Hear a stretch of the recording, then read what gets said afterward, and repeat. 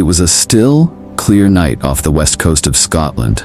The sea lay flat and silent beneath the stars, its surface broken only by the slow rhythm of waves. Fishing vessels worked quietly along the Bute Sound, a narrow channel of deep, cold water. Unseen beneath them, the Royal Navy's submarine HMS Trenchant was conducting training exercises. It was a night like countless others, routine, disciplined, unremarkable. But somewhere between those two worlds, the world of fishermen above and the silent machinery below, a sequence of events was about to begin that would turn an ordinary night into one of the darkest tragedies in British maritime history.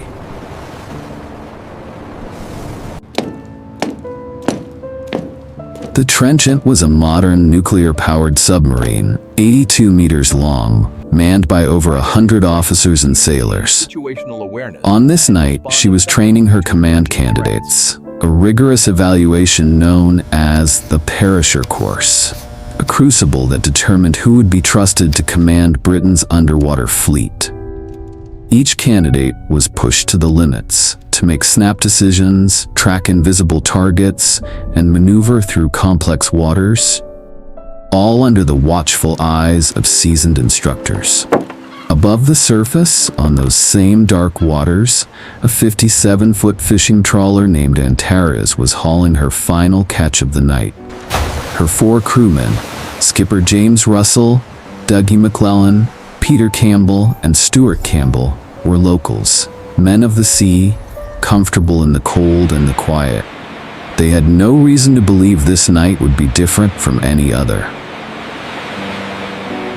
Antares, this is Eulalia calling. The Antares moved slowly, towing her fishing gear beneath the surface, a long trawl line stretching hundreds of meters below. Her radar showed nothing but the faint silhouettes of the coast and the moonlit sea.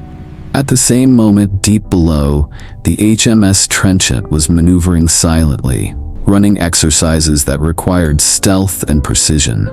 To her crew, the world above was invisible, just layers of sonar echoes and shifting frequencies. Between these two vessels lay a fragile boundary, one of depth and one of awareness.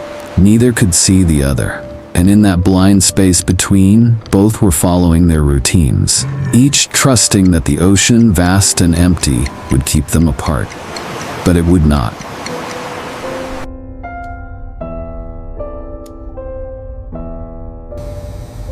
At 2:19 a.m., something unexpected happened.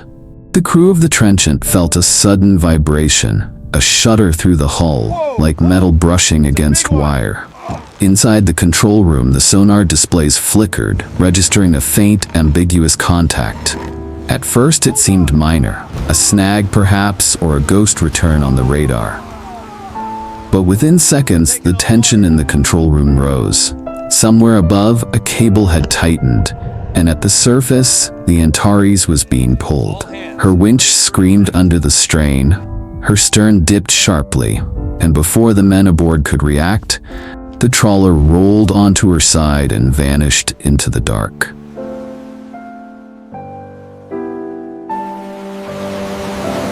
The sea closed over the Antares within seconds. There was no time for a radio call, no chance for a flare or a cry for help.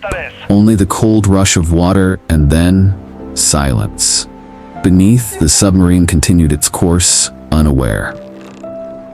To those aboard, it had been nothing more than a vibration, a momentary anomaly on an instrument panel.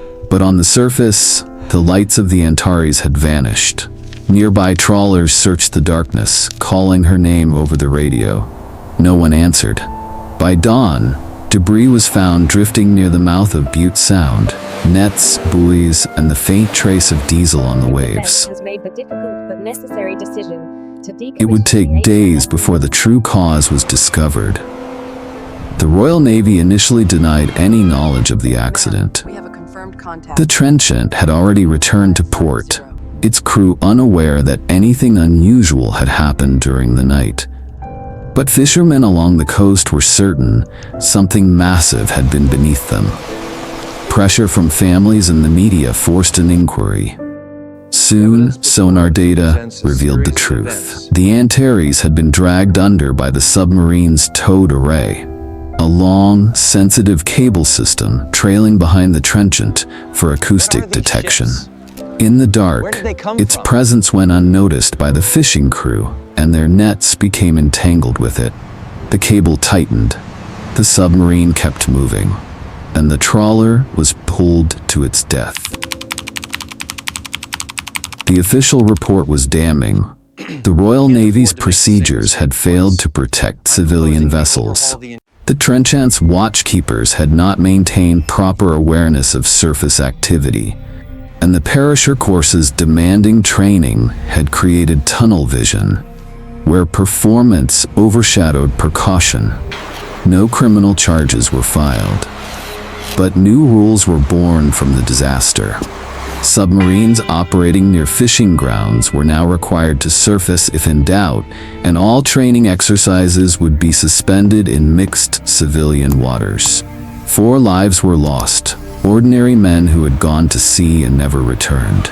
Their families spoke of professionalism, not anger. But the silence that followed said everything. Today, the fishing pier at Caradel is still busy. Boats come and go with the tide, nets dry in the wind, and the smell of salt lingers in the air. At the edge of the harbor stands a small plaque, a simple inscription for the 4 men of the Antares. Few stop to read it. Fewer still remember the night their vessel vanished. But the sea remembers. It remembers every sound, every life taken into its depths. And for those who listen closely, it still whispers the same quiet warning, that in the balance between technology and humanity, between discipline and awareness, a single moment of inattention can pull entire worlds beneath the surface.